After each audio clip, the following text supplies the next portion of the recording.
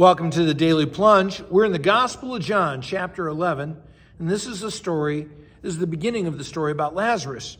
Now, we're told about Mary and Martha. We know them, and it says, John describes Mary as the perfume pourer and the hair-drying woman.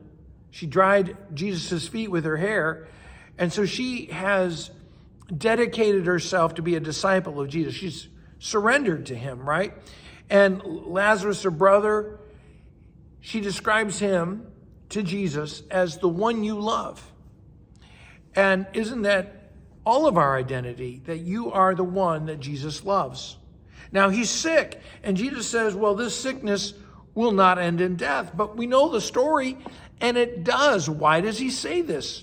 Well, you and I, we're sick with sin, and does it end with our eternal death? No, because of Christ.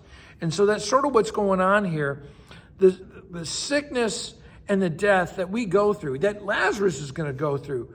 God, as Jesus says, this is not going to end in death, but it's for God's glory, so that the Son of God, God's Son, may be glorified through it.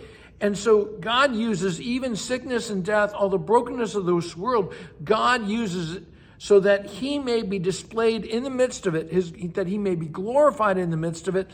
And how does that glory look in this occasion? His Son is glorified. So God, the Father, is glorified when his Son is glorified, and vice versa. They work together in tandem, right?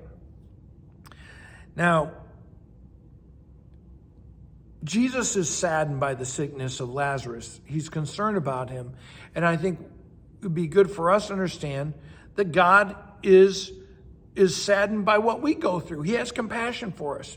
But just because we're going through things doesn't mean that God is going to save us from that turmoil. In fact, Jesus waits. Why is Jesus waiting? Get down there and help him. And that's what we cry out to Jesus. Why are you taking so long? But so often we want Jesus to help us up so we can save ourselves.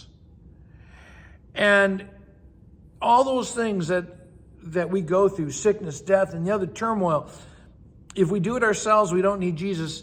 This is about being beyond human strength so that we rely upon the Lord.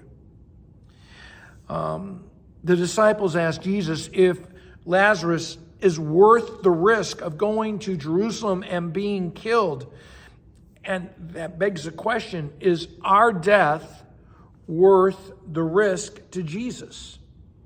And praise be to God, it was, that Jesus Christ decided that our eternal death was worth his work on the cross so that we could be saved.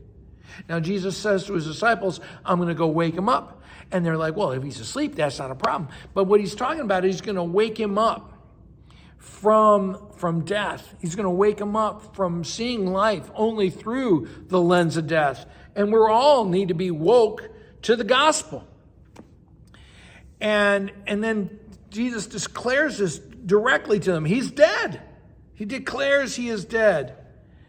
And so it's only when we're dead that God can do a resurrection. Can't do it beforehand. And Jesus says, we're going to go through all this so that you may believe, so that you may have faith. And he says that to the disciples, but he's saying it to you. Where do you see Jesus Christ raising up the dead so that you may have faith? Well, thanks, friends. Have a blessed day.